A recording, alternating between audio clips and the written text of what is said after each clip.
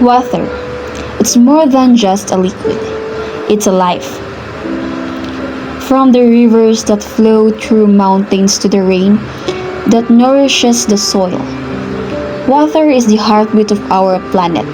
Without it, no seed could sprout, no creature could thrive, no community could survive. Think about it. Every drop of water tells a story.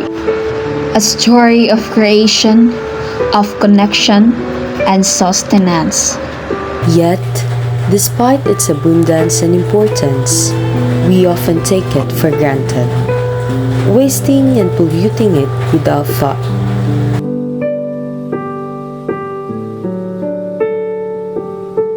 Here in Panabo City, a beacon of hope remains. At the seawall and floating cottage of Panabo City, the water glistens with clarity, inviting us to remember what clean, thriving waters can look like.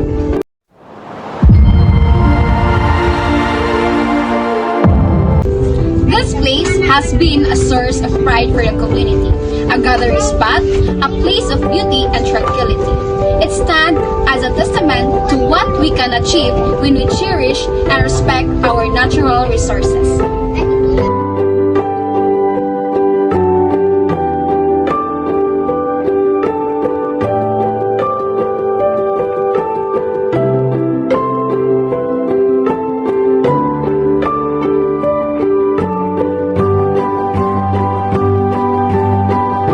Sa aming paglalakad sa seawall ay natagpuan namin si Kuya na isa sa nagtatrabaho dito bilang tagapagkain ng mga isda sa karagatan. Amin siyang nakapanayam tungkol sa kanyang serbisyo at sa mga problemang pantubig na kanyang nadaksihan sa ilang taon niyang pagtatrabaho. Habang nakapanayam namin si Kuya, ay nalaman din namin na inaalagaan nila ang mga isda o tinatawag nilang culture breeding upang mas mapadami ang mga isda na kanila ding ginagawang panghanap buhay.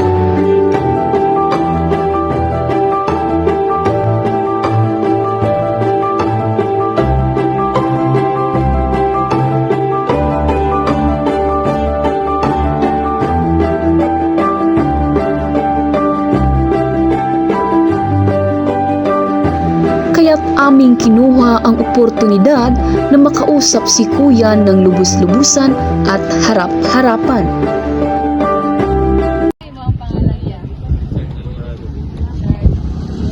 Pila nakakatuig diri nag-serve sa seawall ya? 5 years. 5 years. Sa 5 years ya, unsang mo ang mga experience? Natanan, kuhan, paghakot og fish, mga paglawag sa isda, saon pagpadagko, ang pagkuhan na, harvest na, mga 6 months, harvest na may na 7 months. 7 months. Pagagmay pa, lagaan yun na siya, gagmay pa kayo siya. Nganglan mo dagko, ginang isda. Hinalan mo dagko, Jud. Tas after ana iya pag mudag ko, Harvest na. harvest. 7 months. After 7 months.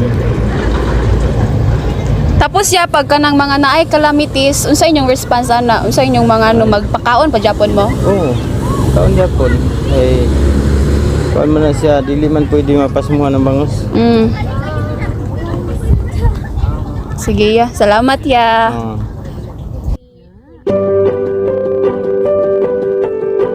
But as much as the seawall and floating cottage inspires, it also reminds us of the challenges we face. Just beyond the surface lies a growing concern, one that threatens not just our waters, but our livelihoods and future: water pollution.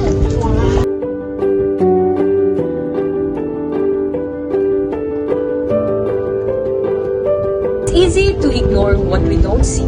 We look at the surface and think everything is fine, but underneath, there's different story unfolding. Industrial waste, improper garbage disposal, and human negligence are slowly taking it all. What starts as a small problem often grows unnoticed until it's too late. How did it come to this? And more importantly, what can we do to turn the tide? This documentary deep into the issue of water pollution in Panabo City. While explore the roots of the problem, its impact on our community and environment, and most crucially, the steps we can take to protect our waters before it's too late.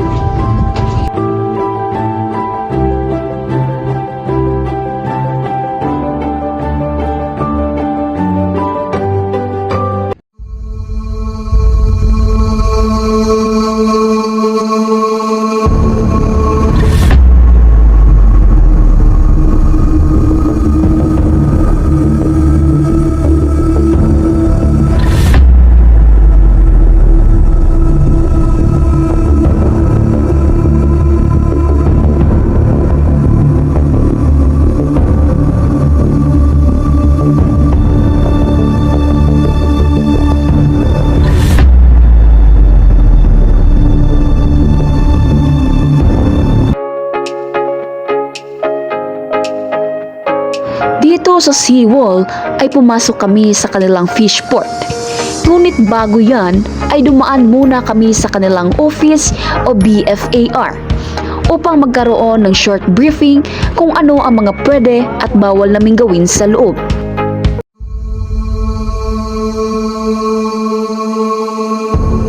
Good morning, ma'am. Good morning to Unsay name po nato, ma'am? Marlene Brimbuela. Marlene. Pila po ka year ka naga-work na diri po? The 6 years. 6 years. Sa sulod sa 6 years, ma'am, unsa ang inyong mga na-observe nga problem diri sa inyong area po and unsa inyong mga solution? Una kay kanang mga basura. Mga basura, then kung sa solusyon, dali naman po na solusyon kay nga diri may mga maintenance man ta, dili man jud maiwasan talaga na ang basura is mahurotan na nato mapalimpyo sa tuang maintenance, kaya tuang maintenance isaraman po nyang ginabuhat na mo, ginalibot na mo na tanan mga broker, mga labor nga kung pwede dili ta magsalig tanan permanente sa tuang maintenance. Kay kung pwede nga kung harap mo, linis mo, at least siyempre makatabang po ta. At the same time, siyempre kung unsa po ang inyong nabuhat po dire, same po na sa inyong balay po. Nya, dili ta magsalig permanente nga natay maintenance kay siyempre hugaw gud na to na siya. Yes po. Siyempre siguro naman ta kada tao naman tay responsibilidad na limpyuhan na to ang ato ang palibot po. Salamat, ma'am. Thank you. Sige, welcome. Sa loob naman ng fish port dito sa seawall ay makikita natin ang mga basurang nakakalat kahit saan-saan na isa rin sa nagbibigay ng malaking epekto pagdating sa polusyon ng ating karagatan dito sa seawall. Ang mga basura na ito ay nanggagaling lang din sa fish port. This is the reality many parts of the world face, and even Panabo City is not immune. While the seawall and floating cottage stand as a symbol of cleanliness, other areas are struggling. Polluted streams, clogged drainage systems, and trash-filled canals tell us a different story, a story of neglect and its consequences. At ngayon ay andito tayo sa ating bangka na kung saan ay patungo na tayo sa ating destinasyon. Walang iba kundi ang floating cottage dito sa barangay Kaganguhan. Ito ay isa sa tinaguriang tambayan at atraksyon sa lugar na ito. Patungo tayo ngayon sa floating upang makapanayan ang ibang nagtatrabaho roon at tanungin sila tungkol sa problemang kanilang nasaksihan kaugnay sa tubig polusyon.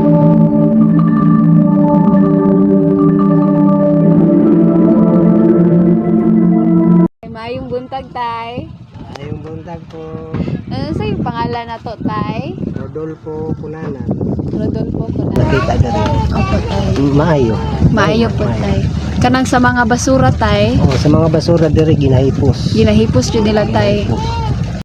Ayon din sa kanya ay kapag may mga basura dito na nakalutang ay kanilang kinukuha at may grupo naman na nagkokolekta sa mga basura. Mayong buntag, tay.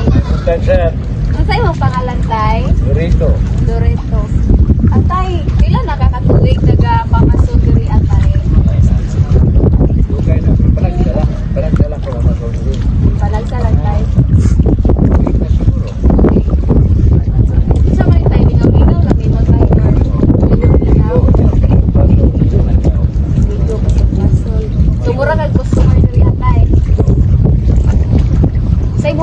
experience diri atay kanang mamasol atay kanang makita nimo sa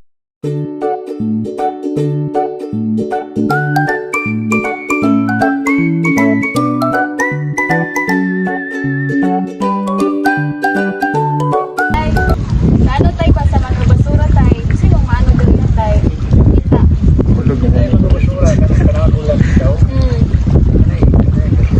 May basura daghan. Pinalimpyuhan man nila ng ilahan pa sila eh.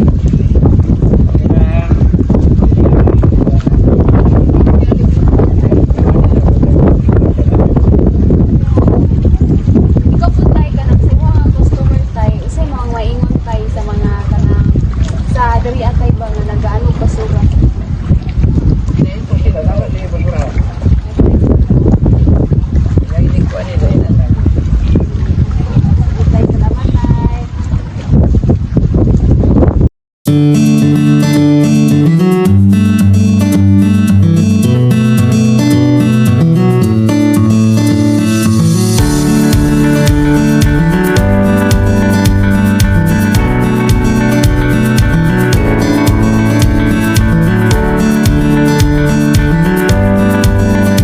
One of the reasons of water pollution is the alarming issue of poor sanitation and canal drainage. Welcome to Panabo Public Market, where the struggle for clean water and sanitation is a daily reality.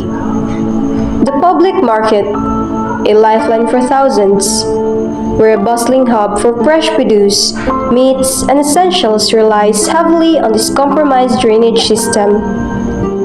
Behind the streets and vibrant communities lies a hidden crisis: the polluted canals. Clogged drains and stagnant waterways become breeding grounds for disease-carrying mosquitoes and become contamination thrive in this toxic environment.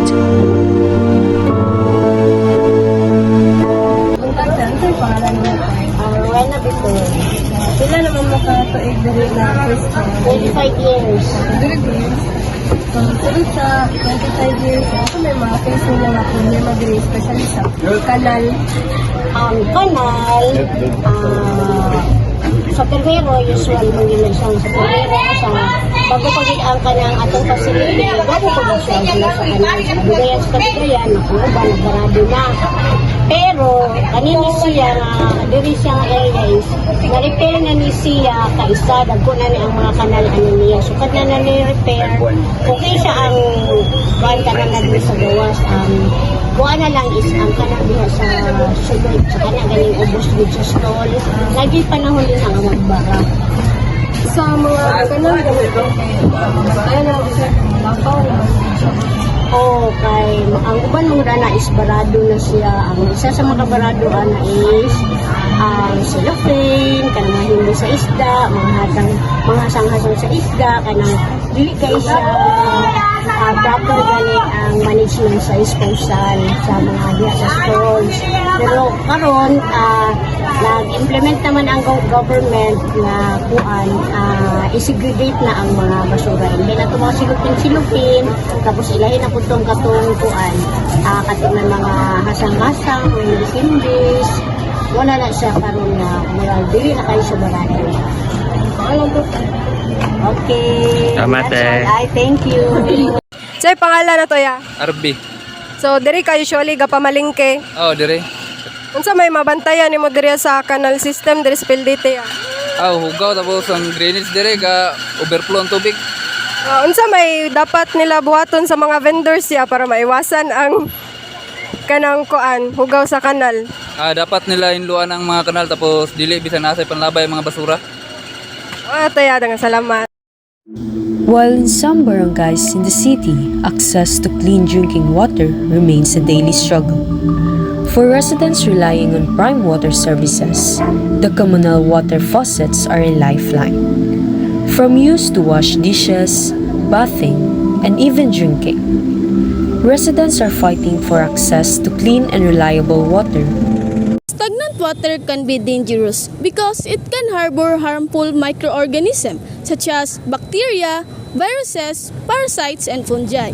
These microorganisms can cause health issues.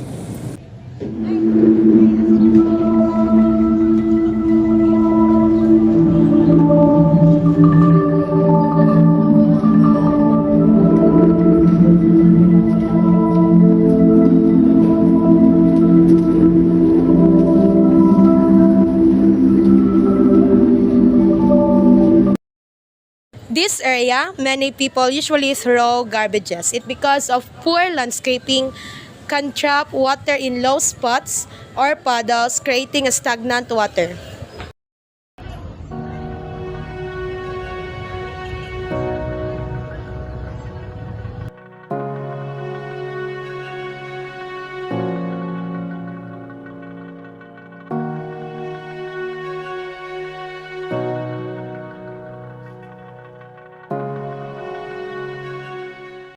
In extreme cases, it can even lead to outbreaks of more serious illness like leptospirosis and chismotiasis.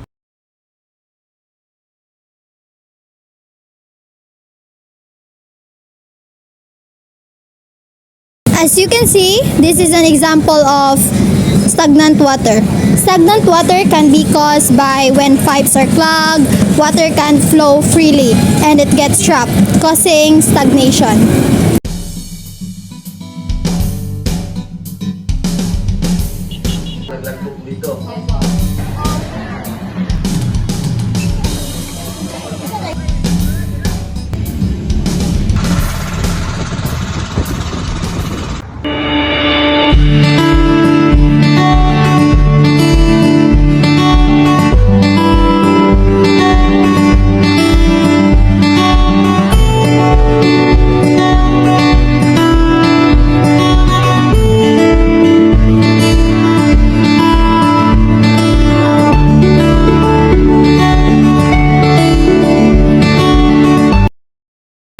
Recycling is an equally important part of the solution to ocean plastic pollution. After minimizing our use of single-use plastics, it is essential to prevent the remaining waste from escaping into the environment. Capturing plastic for recycling is a key strategy, yet it is not implemented enough. Every piece of trash removed from the environment is one less threat to marine life and ecosystem. It starts with small action, but collectively it creates small impact.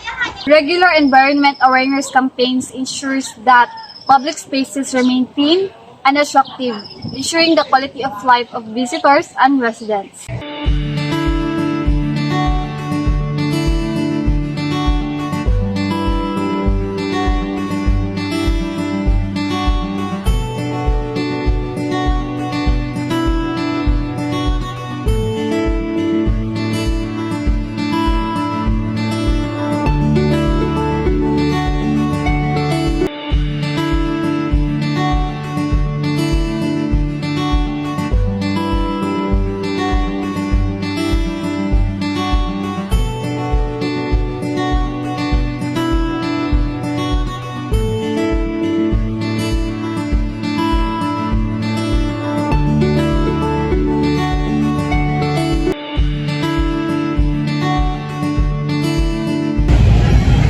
The most powerful aspect of this movement is the involvement of young people. Educating the next generation about the importance of environmental stewardship ensures that these efforts will continue for years to come.